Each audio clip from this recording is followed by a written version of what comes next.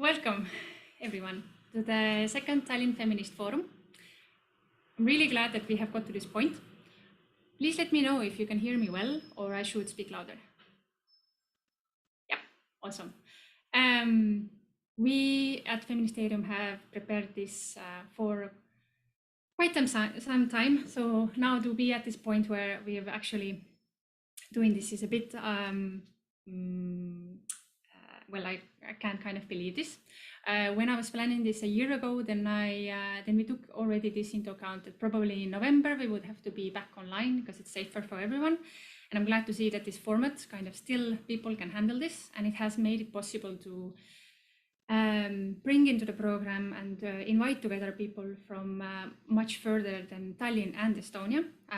As we can see also at today's event, I have Airi Triisberg here and Agnė and Jurgis from Lithuania. I would just like to go over a couple of things that we can just agree on. That we have the mics off for a reason that everybody can hear the main speakers better. If you are willing to keep your camera on, then that's awesome because we can see you and kind of interact with you better. We are recording this and we will upload the recording also after the forum at the website, so you can watch it later or recommend it to somebody that this was an interesting recording. And I'm hoping that the Facebook stream works also right now. If you want to intervene or you have a thought, you have a question, then you can either raise your hand and Airi will take your comment. If you want to say it, you can just open your mic, or you can also use the chat option and write your thoughts or questions over there. I think that's it for me right now, and I will just pass this on to you. Okay, thank you, Nella. I will also say a few words for introduction. My name is Airi.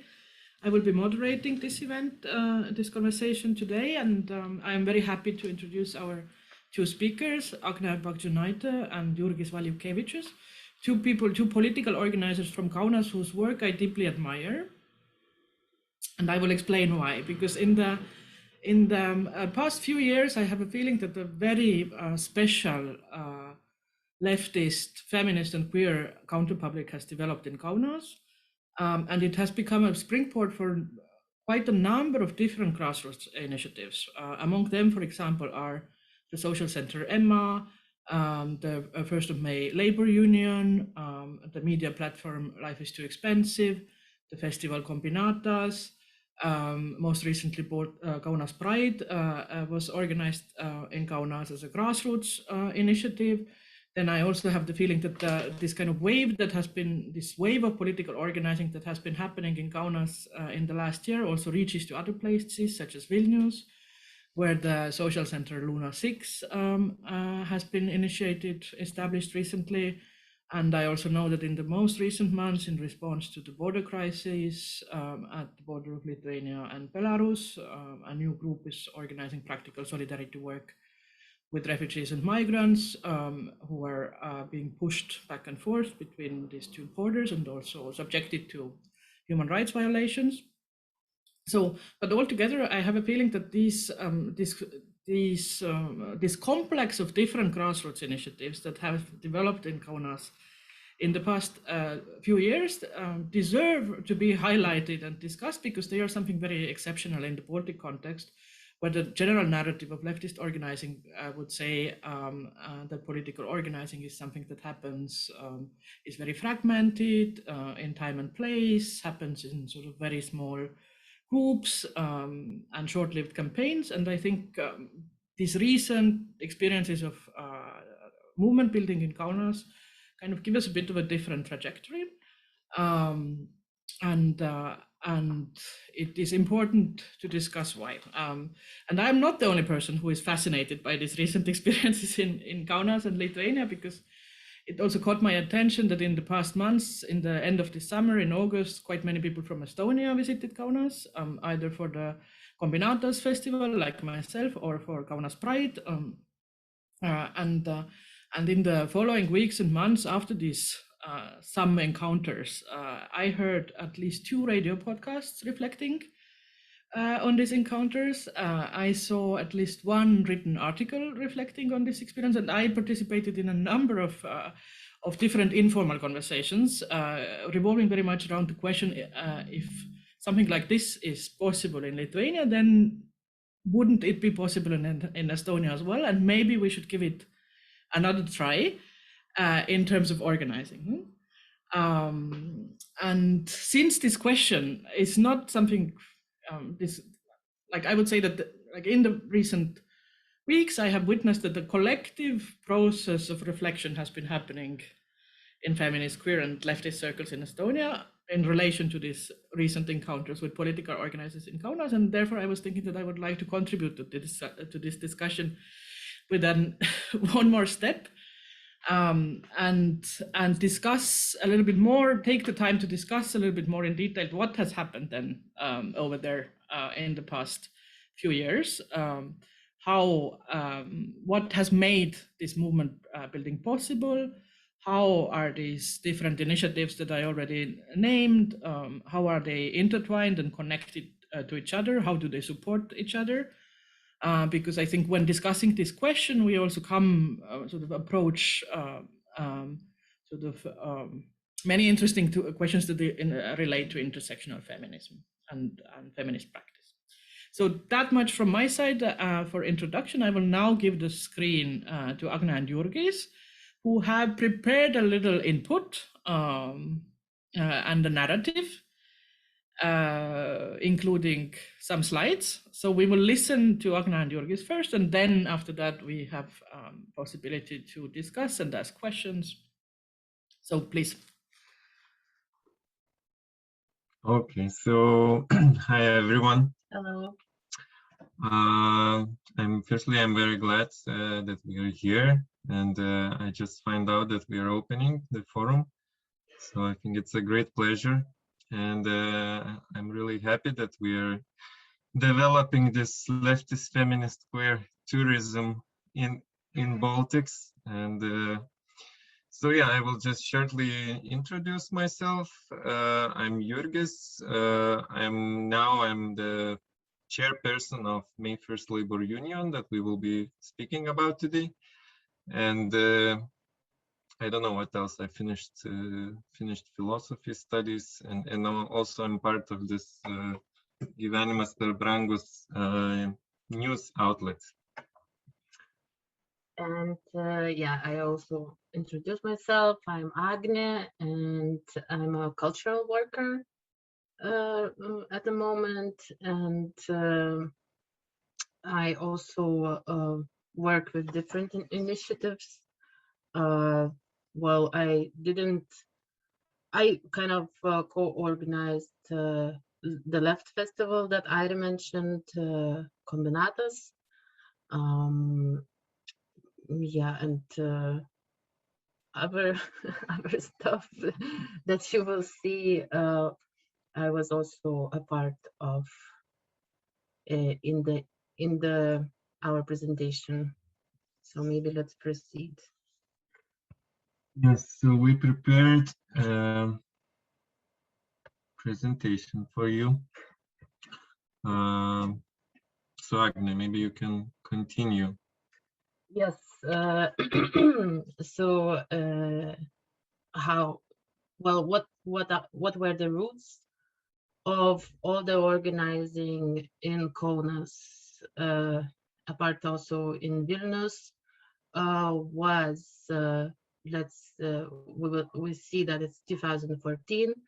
It's already like 7 years ago, and when we were thinking where to start and what's the point of starting, was that some people moved to Kaunas, and also there was this famous academic course that was called Social and Political Critique, that many of us, actually the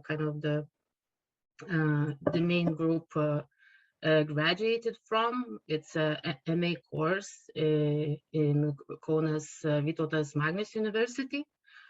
And I think that point was a very important one, and actually now it's non-existent. So I still think that this academic kind of left course was a very important for further organizing in Kaunas, and how we organized and what kind of knowledge we gained. It was actually mainly a philosophy course, but somehow it was this cultural left discourse that kind of that we could continue with further with organizing different activities. And we cannot forget the small but relevant anti-fa protests that some of us in the collective were part of when we experienced some major Nazi or neo-Nazi protests in Lithuania, in Vilnius and in Kaunas. So we were standing with the like, I don't know, 30 people. I think it was 15 or 15 against like hundreds of Nazis marching on the main streets. Also, Free University, Luni called, which started in Vilnius and then spread in other cities as well in Lithuania.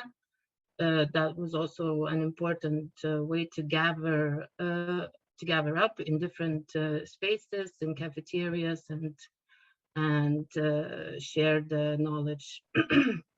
And I don't know if I should mention, but it's like, it's also our starting point was the info shop in Vilnius that's called TALFF.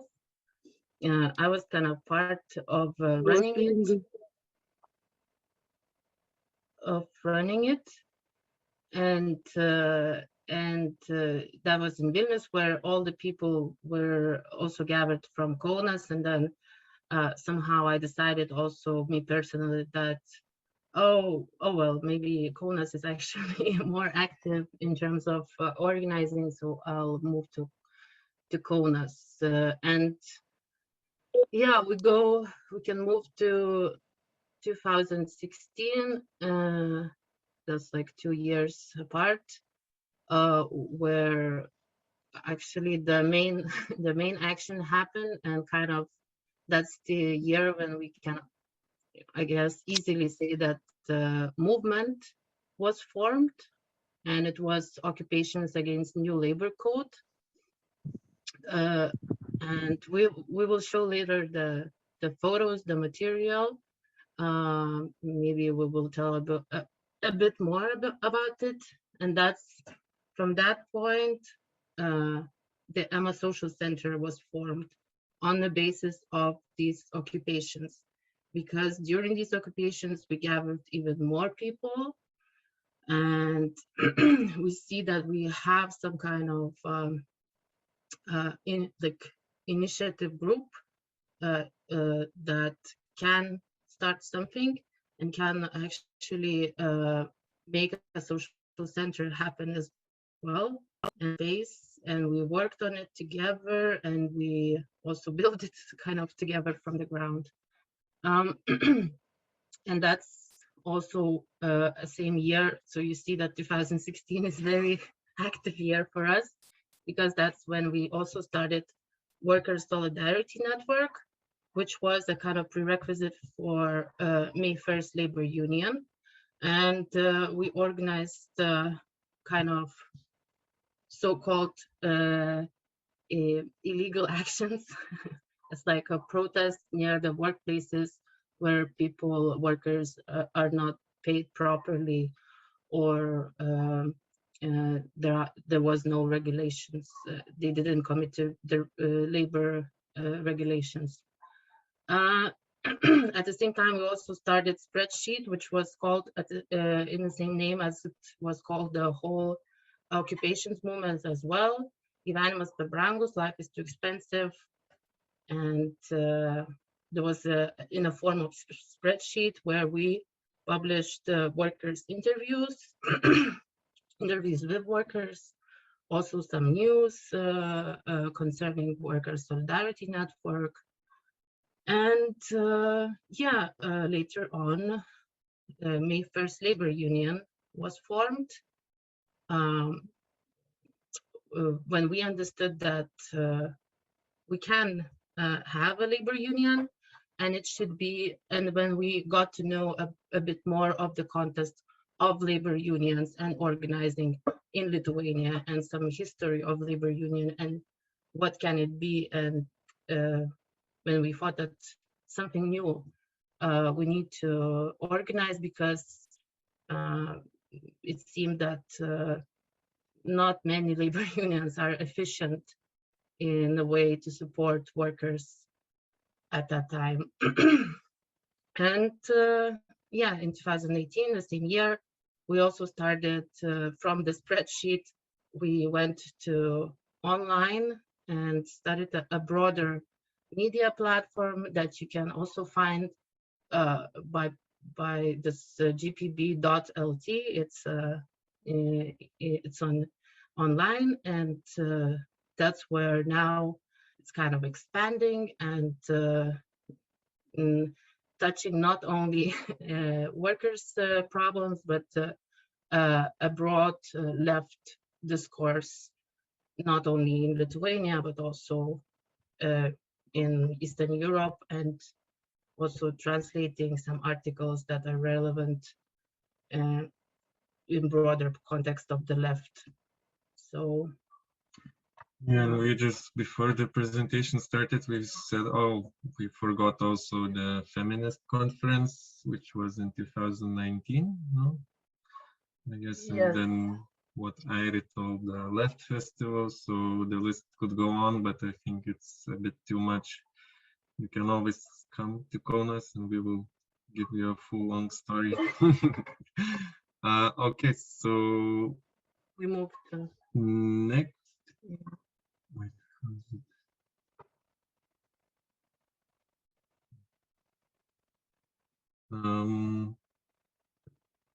We will figure out how to turn the next sheet. Okay, go a bit back to this.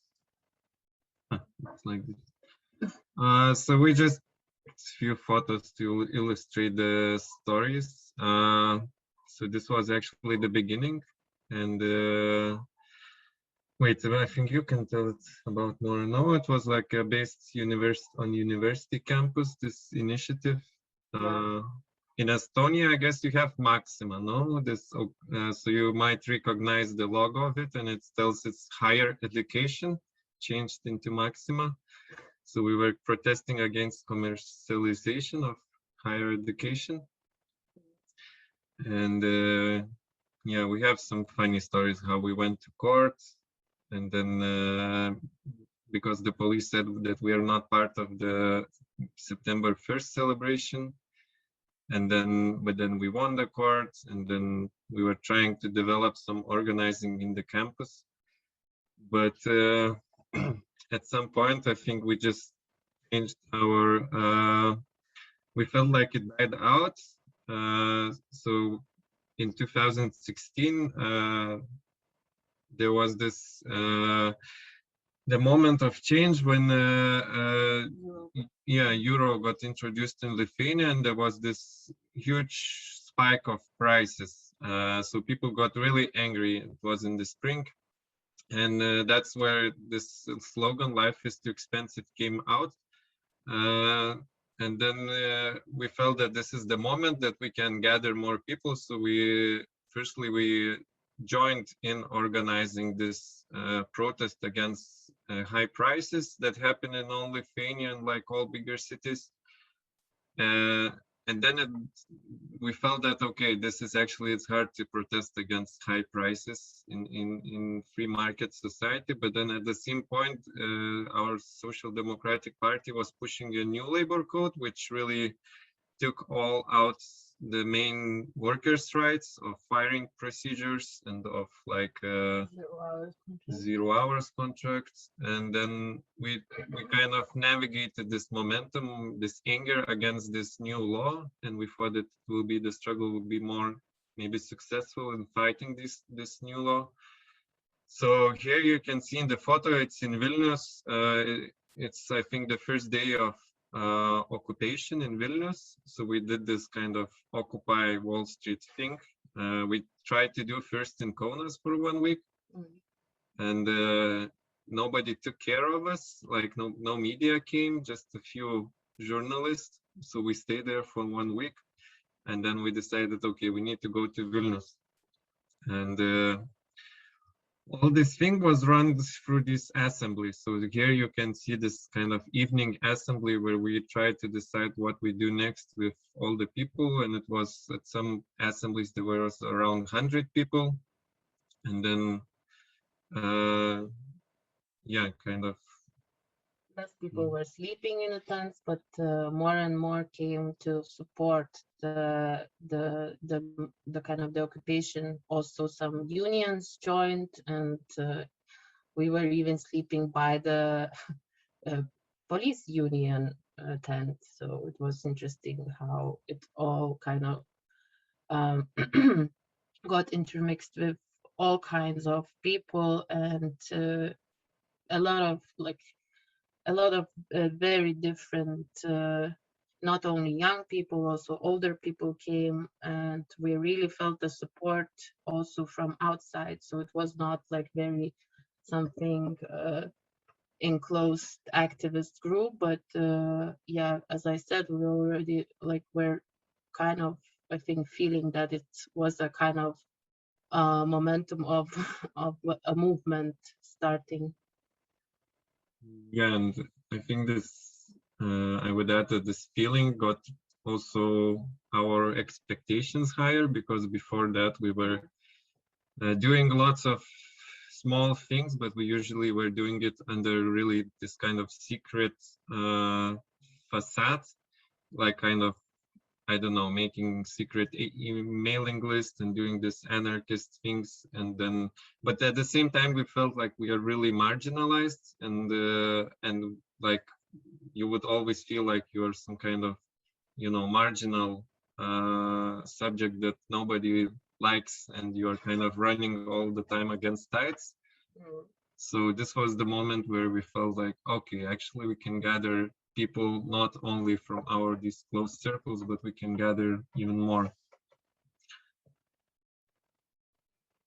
Yes, and then we moved to the way that we were thinking to establish a space, so to kind of continue the kind of movement and the gathering in the space. And we thought it kind of would be a good point where a lot of groups could come and a lot of stuff could happen. And I think it's like also a very usual thing in, especially in Western Europe, where you have these social centers in probably every city.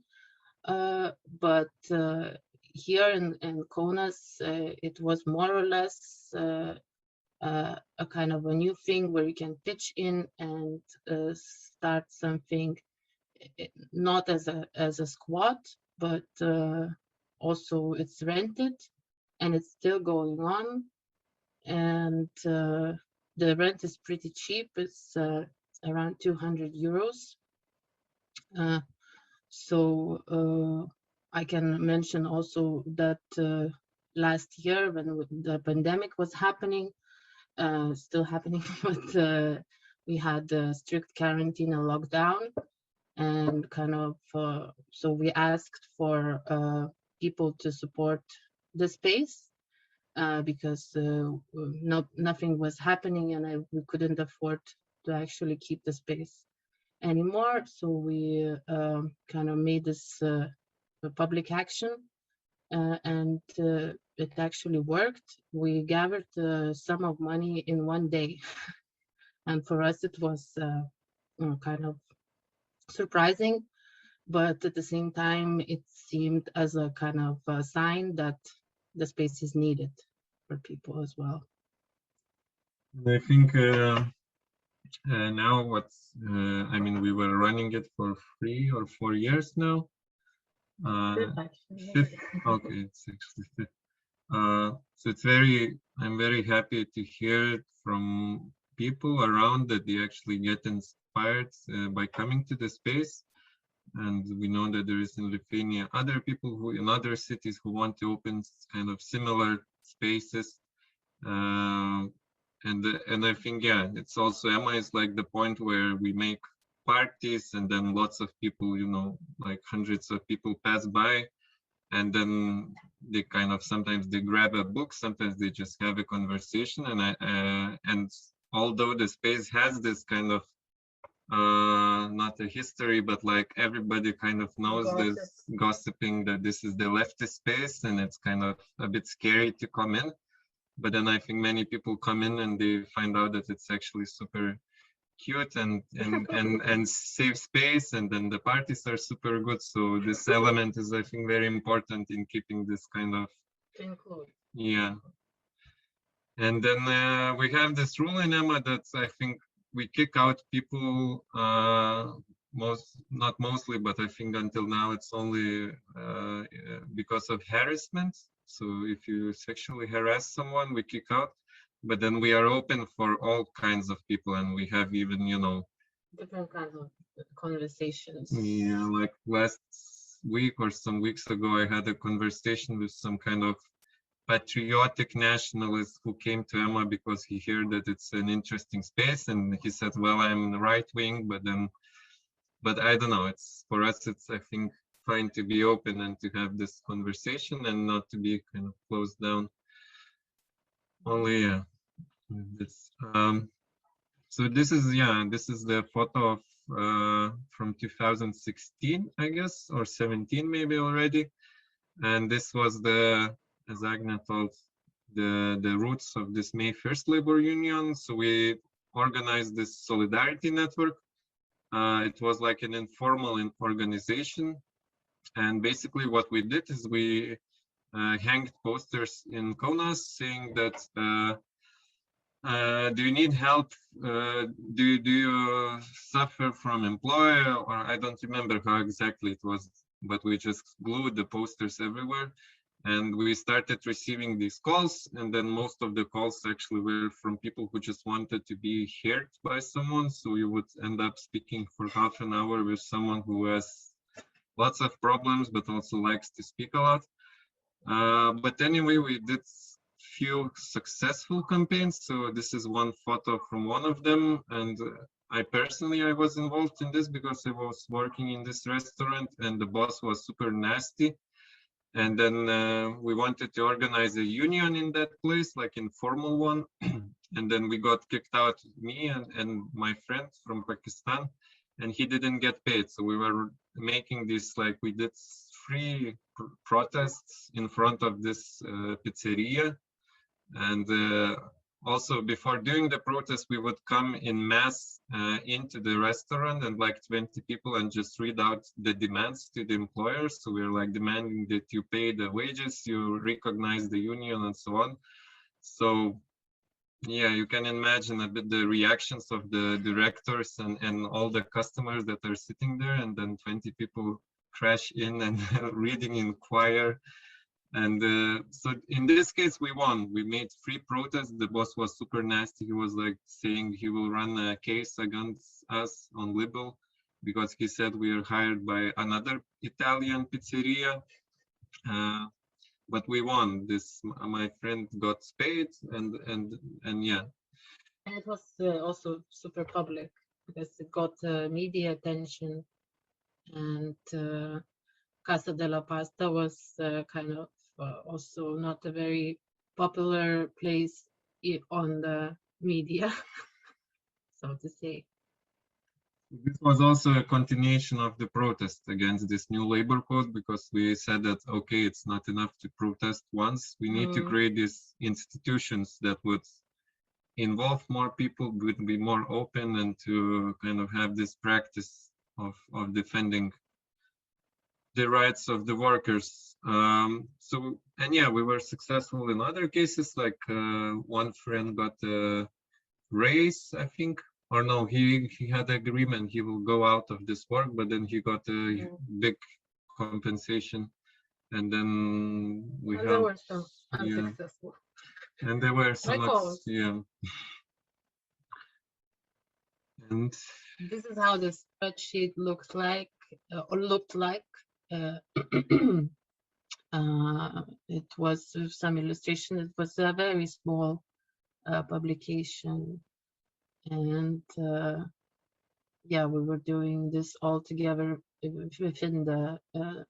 within the Solidarity network. So, but it was also fun to do it as well, because it's also, you see illustrations, original illustrations, and even some, I think we were also publishing some anecdotes and stuff like that. So it was. Yeah, and I think it's worth mentioning that the name of it and then the idea of making spreadsheets was done by Noah. So he's from States actually, but he found out this name, and so we had this also. Non-Lithuanian speaker. Yeah. And this is the already the May 1st union protest. I think it was 2019, yeah, just before the corona started. So this was the one of the cases that got really a lot of publicity. We were on TV for, I don't know, 2 weeks or something, and the story is that there were around 50 Turkish workers from Turkey, not only Turkish, and they were building Kaunas stadium, football stadium, and they didn't get paid for almost like 6 months of their wages. And when they started to make some protests by themselves, we got to know them, and then we wrote to them, hey, do you need help? And then that's how we started to communicate, and in the end, they all became the part of the labor union, and we organized this march through the main streets, and yeah, I think it was also a nice moment of this international solidarity, and then other unions joined, and then sadly, but we didn't manage to win anything. But I think for people, at least they said that it was important. They did this protest, and they were doing a hunger strike also for 1 week. And they said that, well, we are happy that we didn't leave in silence, that we made this kind of, statement, and the people got to know what's happening. And it is still connected with our city mayor, and we have this kind of a bit personal relationship with him now, with Pride, that he didn't allow firstly the Pride to happen. And then also the stadium was connected with him because he was the one who was kind of vouching for this Turkish company to do the job. So he said in some articles just before the construction started that I'm vouching this company will do the right work and so on. And he's like one of the richest persons in Lithuania. He runs this food factories and so on. So he's this kind of nasty capitalist who got to be a mayor of Kaunas. So even until now, I think the story resurfaced in Kaunas as some kind of oppositional voice against this our mayor. Yeah, it was actually one of the hardest, I think, cases like organized by the union and also together with these workers, because it was also the time of Christmas, I think. And before Christmas, they announced that they are going on a hunger strike. So we were trying also to support this hunger strike and somehow trying also to convince them not to go on the hunger strike, maybe to use other measures to kind of protest. But because we were also afraid of them being in like poor health and having health problems, and yeah, so it was a lot of kind of trying to actually support them also emotionally, not only like materially, and trying to all the time talk to them, discuss things, what to do, how to do, to invite a lawyer to speak with them, and so on, and to hear out their stories as well, how they also came here and what's happening. So it was it was really also emotional. I think in the end we just gathered around 3,000 euros just to send them at least some money, because also their families were dependent on them and they didn't have to eat. So that's what in the end we managed to do. And then, yeah, and this is like, yeah, the logo of our news site. Yeah, so we are running it on contributions from our readers. So we're getting like, I don't know, up to 500 euros a month, and we're still trying to make it more, I think, popular. But yeah, we're trying to do this like worker stories, then to publish some theoretical articles, and well, I think kind of similar, a bit like Feministerium what does, just yeah, that we're maybe trying to also include this workers' rights and all other subjects that matter. Okay, so I think we're like, it's already 40 minutes past, so maybe, I don't know. There were some questions from you, Airi, I think, that already formed, and we were thinking about these answers, and we only want to say that like it's we didn't discuss it like collectively, these answers, so therefore it's only mine and Jurgis kind of reflections and an opinion about that, and definitely doesn't represent the whole collective. So the first question was, what can be learned from the experience of movement building in Lithuania?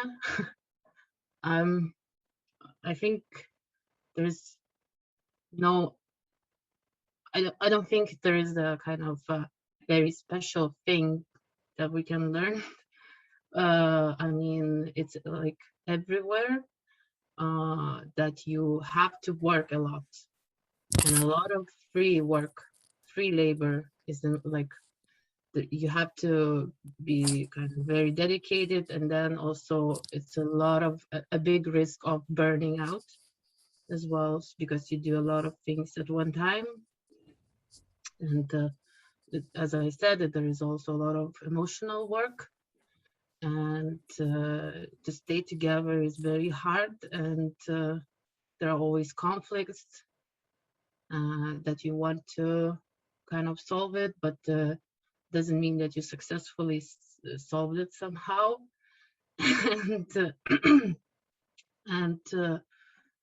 But I think one thing that is very important, that you have this kind of also friends in the group. It's important, and also it's a risk. So it's very kind of, you have to keep the balance between what's like a just friend circle and what is going outside, but still kind of this keeping up the friendships. I think it's also very important to kind of not to burn out completely and to support each other. So this is kind of also that I said and mentioned that a lot of emotional work is involved.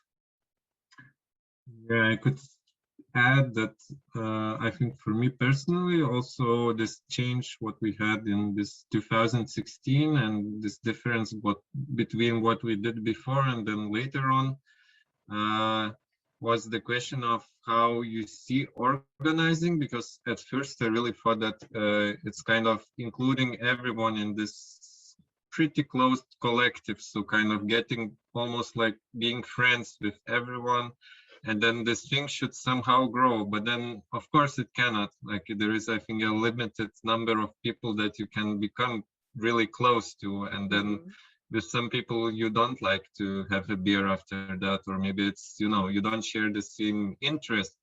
But when you think about movement building, I think you should think about it, you know, what infrastructure you can create that would actually involve these people too, and leave some kind of freedom, you know, that it wouldn't be only about this shared affinity of your political views, but that could include more people that maybe share different views, but then that at some point you can mobilize this group. So what we did, I think, with this like May 1st Union is actually we're trying to create this infrastructure that draws people from very various fields of work, activities, and so on into this union, and it's going beyond this kind of friendship circles or beyond this kind of activist circles. And I think the same with Emma, although Emma is of course a bit more closed up in that sense. It's more maybe for young people, for having parties and for having this kind of informal space. And then with GPB, Gyvenimas be brangus, we're also trying to think what would be interesting for people that maybe don't affiliate themselves with the left, but then maybe they could start reading, and then they could have this revelation that, oh, maybe actually I'm leftist, I just had a different idea of what left is. And then openness, I think this is one important. Yeah, so well, we already mentioned, but I think the openness is what left is struggling a lot, especially when we have these like traditional left in the West, for example, or like let's take an anarchist movement or something in Greece, where they really like are somehow fixed on one idea what the anarchists should look like, and there are no like other considerations, and you have to stick to this one model of what is anarchist. I think it's a big mistake, because trying to kind of expand the movement, or to have a more open and inclusive one, you this is like what do you call it, wrong thinking. I think it's this one way very and it's at the same time it's very macho idea, and very like patriarchic idea of like, you know, who is the real worker, or like who is the real anarchist, and or who is the real leftist. So that's why we try to kind of go like move away from that idea in general, and try to kind of use left in a broader sense. So yeah, what kind of challenges? And I think, yeah, this question resonates with what we're trying to do with May 1st Labor Union, because it has, like, if you look at the membership, we are now, this organization unites around 180 people from all different cities in Lithuania, but mainly Kaunas and Vilnius, but we have also these like smaller cities. And of course, we have these two directions. One is that we want to be a left union, not leftist, but like we address the questions of LGBT, of feminism, and then LGBTQ and queer, and at the same time we're trying, you know, to connect with people who are not in queer movement or feminist movement, who are, you know, just having their lives and their shitty jobs, and they join the union because they believe that we can help them.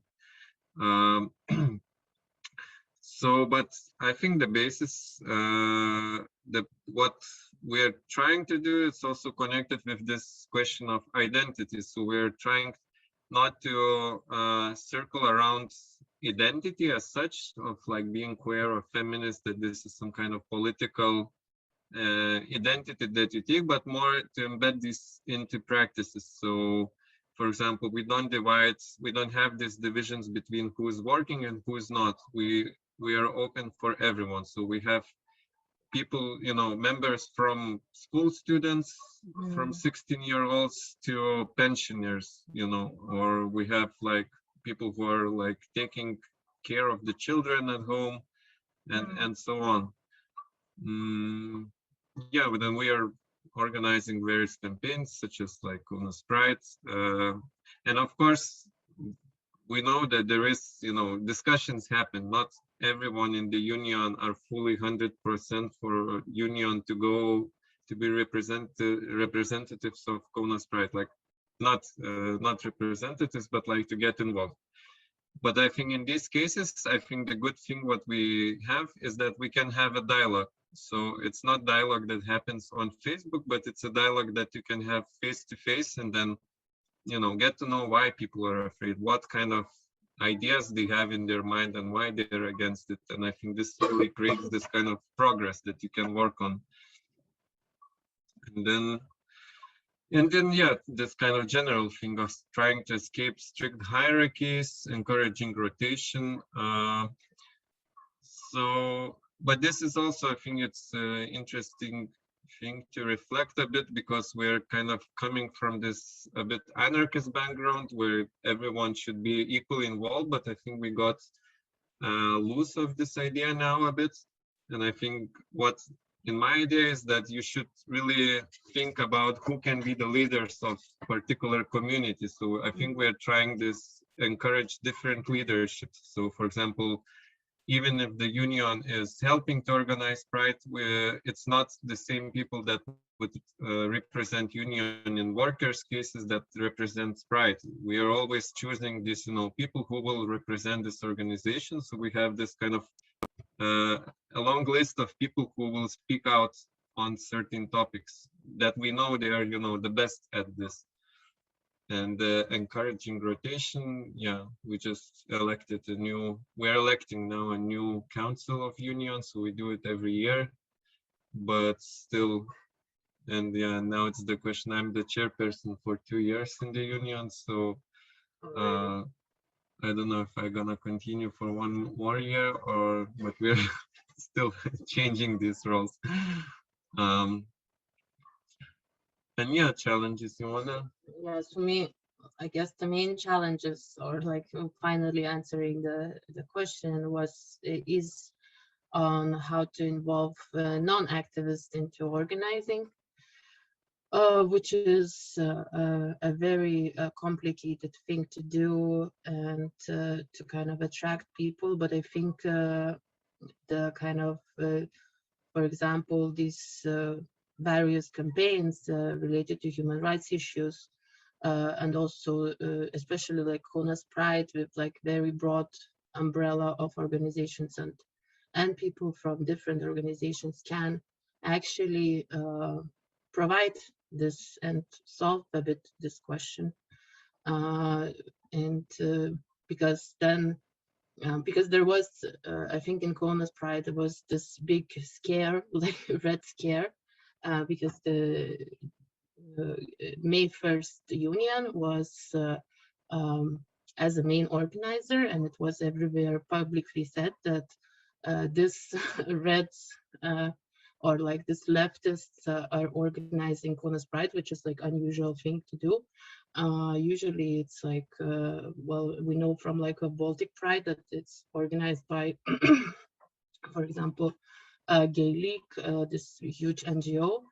And then when they kind of have to get to know people from this May 1st union, that is like very scary, and left, apparently they're not that scary.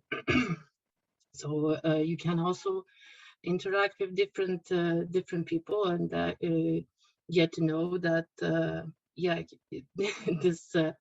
these leftists are actually also humans, and how to involve older generation. It's another big issue, but I think that's the struggle everywhere in Eastern Europe, especially with like left discourse, because we know the kind of Soviet past. That's it's kind of providing this or like making this difficult to speak about issues, social issues, in also involving like saying that like let's organize around that, because older generation it's kind of very skeptical about this, and they are skeptical also probably around everything, and especially in terms of like who's running it, you know, a lot of conspiracy theories and so on. So yeah, this is I think even a bigger issue We're and challenge. getting older by ourselves, so maybe at some point. Okay, and the last thing, can the recipe of union building be copied elsewhere in the Baltics? Oh, it's not the last slide, it's one before the last, so just shortly.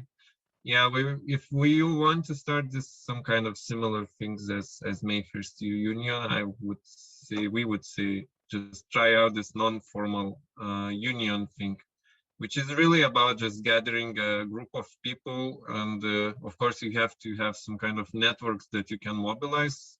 I don't know, 15 people that could show up at the protest, or even five, yeah, and just hang up posters and just try to dig into what's in your city, you know, happening, and you will get some contacts, you will get this kind of practice of working with people. And yeah, and I think, yeah, then when you have this kind of base, you can always also impact where this thing goes on. So you can always get involved in this other movement issues. Yeah, having a play space is important. Yeah, that's also okay. I think we can run out of time, so let's move to the next slide. Okay, so this is the last. You want to start? Well, I think we also can just be short. I think that we have to have in mind that it's like a super long process, and that we shouldn't be afraid, and we are organizing together, that we shouldn't be afraid to have a break and to kind of say to one another that you're tired, and not to be afraid to speak up about that. And also I know that like there are a lot of responsibilities, and then there are also people that are working full time, and then you have to get in mind all these kind of elements that make organizing difficult. And don't get stuck on making perfect structures. Also, yeah, it's there are people often in this organizing that really are perfectionists and want to make it everything, you know, like start meetings on time, which is like rarely happens. But yeah, it is. But also you have to admit that not necessarily it will happen, or that not necessarily everyone will be involved equally, and yeah, stuff like that. And you can also say something about fresh blood. Yeah, also about the structures, I think what for me comes to my mind is that when you establish some kind of organization, many of us, I think, believe that, you know, what we will write down on the statute or this kind of structures, how the decisions are made, and we need to, you know, everything has to be written down and solved before even something happens, that really takes the energy from people. So you shouldn't really fix on this. I think the important thing for organization is to be alive, which is, I think, mostly means that new people come in, because when you do things and you realize that, you know, every meeting it's the same people, it can last for 1 year, but if it doesn't change, it means something is wrong. I mean, if your aim is to organize a movement, to organize more and more people, new people have to come. So, and I think usually it's the problem is of making this perfect structures. What you usually have to do is just go out, meet people, talk with them, and you will get some cases, you will get these issues, you know, that then, you know, the thing's gonna start circling around, you will involve more people, and it really then, I think what also, at least for me personally, what makes me do things further, not to get tired, I mean to get tired, but to get still motivated to do things, is seeing how new people engage and seeing how this thing grows. And this is, I think, what really makes it, you know, move forward. That's all. So that's all. That was a lot of people in Pride. Yeah, it was super nice. Okay. So thank you for listening. Thank you. Maybe you can stop sharing your slides now, then Sure. We can see each other better. If anyone wants to ask questions or make comments, then you are now welcome. While you think, I was thinking maybe I will give a bit of a, I just wanted to respond with a few comments on what I heard from you now and what I think makes this sort of complex of different initiatives in Kaunas very special. I think from my perspective, one of them is the fact that that these initiatives that you were now describing, they are so interconnected and intertwined within each other, and that they grow from the same mobilization base.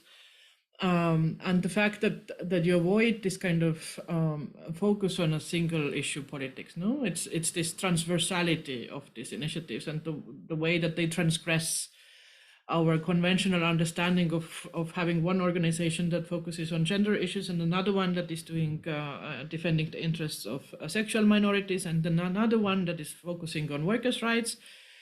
And then losing somehow contact with each other. I mean, in Estonia, you can also name quite a number of different initiatives that work with issues of social justice. And of course, like some of them are also connected to each other and cooperating with each other, but there is not this kind of, this massive intertwinement, no?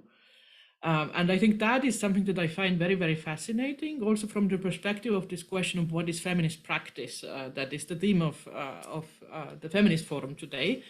Because I think this is something that we can maybe you also want to respond on it a bit later on, but I have the feeling that your practice somehow expands our notion of feminist practice, because it somehow seems to be more for me about coming from a position of feminist ethics rather than thinking about feminist practice as something that always has to tackle issues around gender inequality.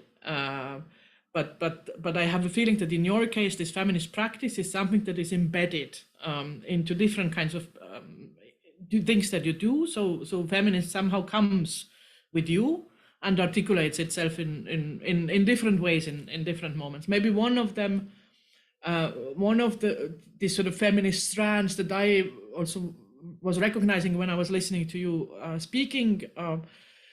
This is another aspect that I have been thinking quite a lot after those encounters with you and your comrades over the recent past years. I have a feeling that this community building is something that you do very well. And when the question, for example, from the Estonian perspective is like, why are those things that seem to be so easily happening in Kaunas, why are they not happening in the same manner in Estonia? Then I think maybe one of those things that is being done differently here, or is being done a bit less here, is this focus on community building and mobilizing affect and taking care of affective relations between those people who do political organizing, and putting care into it and building those effective relations and solidarities and sort of care practices.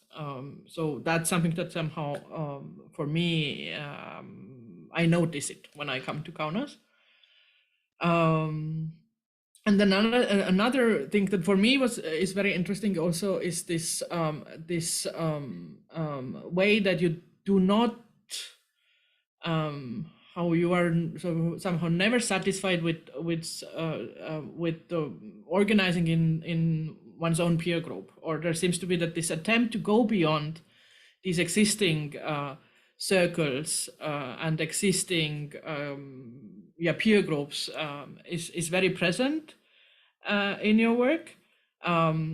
And that is something that I started to think about also recently in relation to this Corona pandemic. It occurred to me how much the left in different locations in Europe, let's say, is a cultural movement. Because if I would somehow go around in different places where I visit often, like Helsinki or Leipzig or Tallinn, and ask what happened to the left during the Corona pandemic, then the response would very often be, yes, the events were cancelled, and then we didn't have places to meet anymore. And these events are knowledge. I mean, these are sort of events for community building and knowledge production, but very often cultural events. Whereas I think the Corona pandemic could have also somehow triggered a much more intense practice of organizing around sort of workers' rights and existential issues. But that didn't seem to happen because I think there is something in, I think somehow this pandemic maybe also shows like as a mirror to ourselves, this kind of potential weaknesses, or what exists and what does not exist, no? Like what happens to us when everything is being put on hold. So yeah, I mean, that much just for these first responses that came to my mind that I wanted to also highlight a little bit after listening to you. The question that I formulated was maybe we could also dig in a little bit into this question of what is feminist practice for you, or how is this sort of thread of feminism manifested in different things that you do? Unless there is somebody else who wants to comment or ask something, we can also. Now you had a bit of time to think. Maybe somebody wants to take up. Not yet, I guess. Then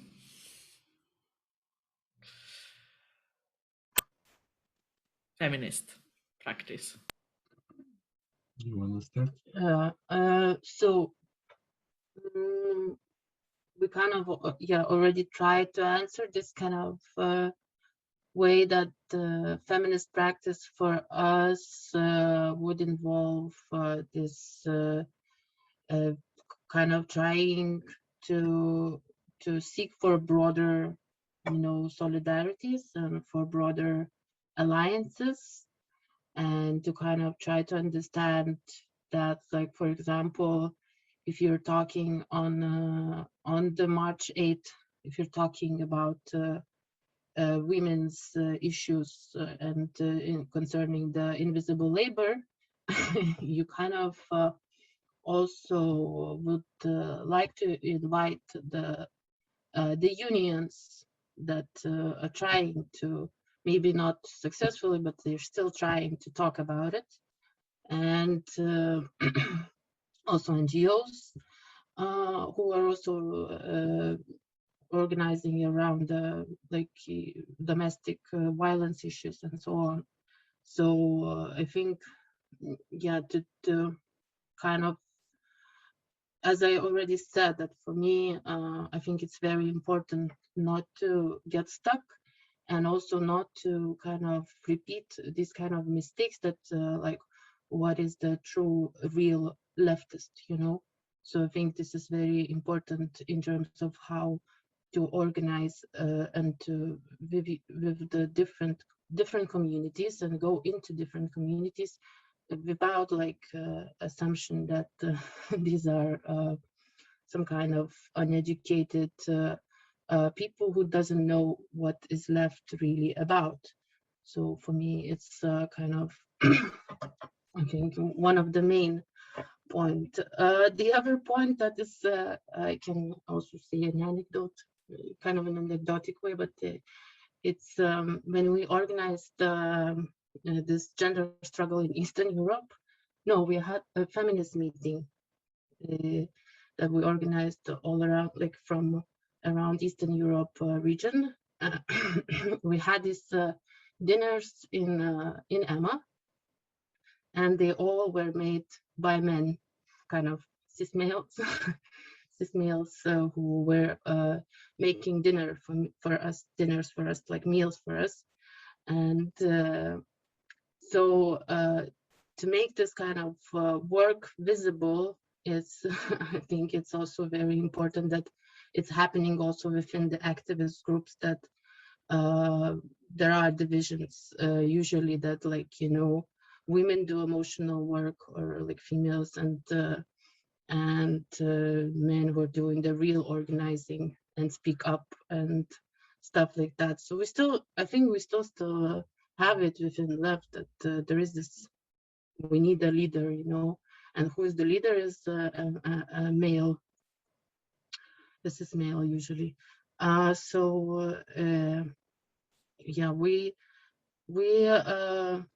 try to escape that, like not escape that, but we try to discuss that as much as possible. But it's also, I think, what is for me, I'm coming also from this like very materialist feminist background, and I was trying to organize feminist readings all the time, starting from like even the times before Emma. So I'm like, it's not that to show that it worked or something, but I think it also did a really important thing around that it's like trying to say that this practice and these theories are important within like also materialist feminist discourse. So kind of trying to always speak about it and talk about these issues is also one of the practice, the feminist practice. I wanted to say that it's actually, yeah, from since I think we started doing things, I always remember how we would, like the first time we read this feminist material book and drinking vodka with candlelight in this squat that we tried to open. And I think this is also why I think really that we had this strong feminist current in all the things we did. I think it saved us from all these conflicts that happen usually in leftist groups, that someone is communist, someone is anarchist, and then it's like it seems to have such a big split, you know, and everybody is angry. But then I think in the basis it's just about this kind of showing your status, or I don't know, knowledge of some theory or whatever.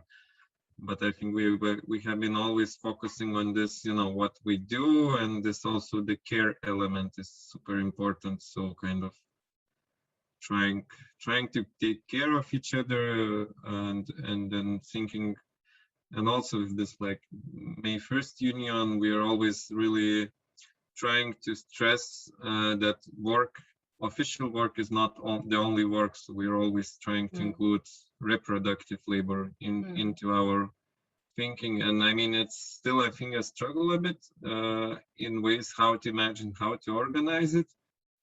So I think, I mean, we had some ideas about making this kind of rent strikes, or, you know, organizing around housing or around childcare. And we try to bring up these topics, but of course, yeah. And I mean, it's also really inside the workplace organizing, because it's usually women who have less time to do organizing because they have to take care of children. So we're trying, you know, to find ways how to still take care of this and involve these people. It's not easy, of course, but I think the good thing is that we are aware of it, and and yeah, and it resurface in many various ways.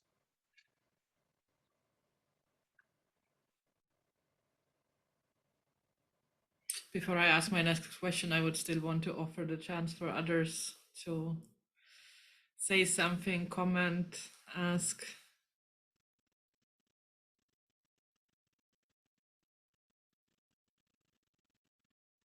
Seems that not yet. You raised the issue about how you have successfully managed to avoid certain conflicts, but maybe it's also a good question to dive in, because now we're also hearing this sort of beautiful narrative how things run smoothly, but there must be some frictions and conflicts somewhere, and I'm just wondering, where do they occur, and how do you deal with them? Maybe also like a little bit related to the to this like among those who maybe consider themselves this kind of leftist political organizers, but also considering that your practice is so much built on reaching out, either then in the context of the trade union or in the media platform or something else. So I'm also wondering, sometimes these kinds of values that you would have as a queer feminist leftist political organizer might come into conflict with people whose political position maybe are not that clearly identifiable, or somewhere else. Like where, like how do you negotiate these kinds of situations, or if and when do they emerge?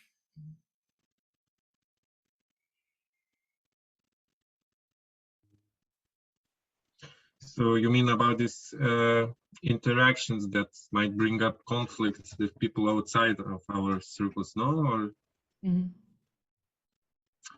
so yeah, I can tell a bit my experience. Like I'm more involved into this union organizing. I'm going to meet like people that I'm trying to involve into union. So for example, couriers or like postal workers, and well, I don't know, actually, to be honest, I think that this is what I really liked, what I learned from this union thing, is that people actually usually don't have this super straight opinions about what is left, what is right. Sometimes they even don't know what that means. And it's like the majority of people who you know, who are not interested. They are so not close, but like so burdened by their own problems that they just, you know, they're happy if someone turns out who can help them. And then of course you meet people who are more aware of who we are and what are our politics.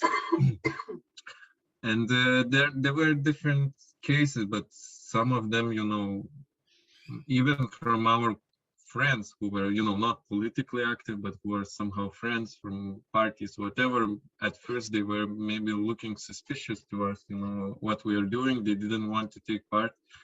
And now some of them became really kind of, you know, active leaders in some way, you know, really taking care about politics.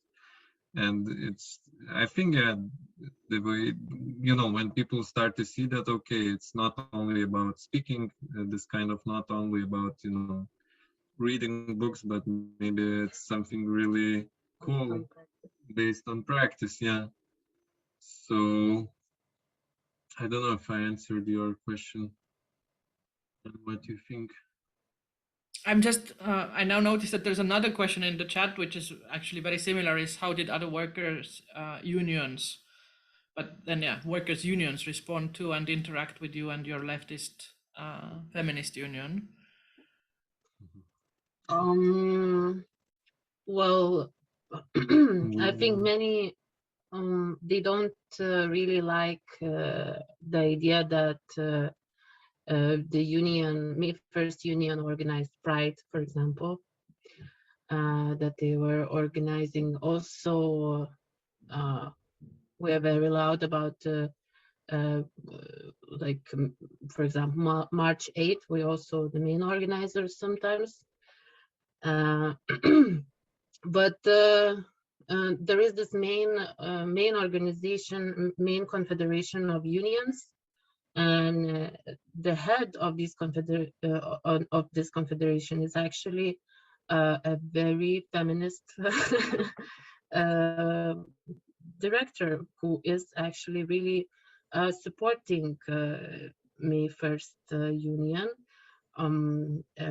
Well, it's not the case that everyone is supporting her when she's supporting us, but she participates in our actions, she supports them, and she's mainly, she kind of is for us a way to connect with the unions, other unions and people who belong to those unions. So it's kind of also a way to, so it's like it is conflictual and it is complicated, like relationship, but at the same time we're happy that we have some supporters within those unions.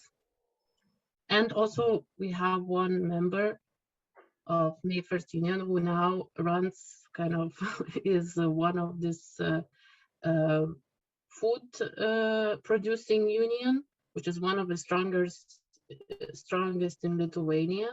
So we're also trying to, you know, a bit overtake it in a way that she belongs to May 1st Union, but she also represents that union as well. So we're trying to make these connections and trying to, yeah, talk about it and say that it's like, maybe this is the new way of organizing stuff.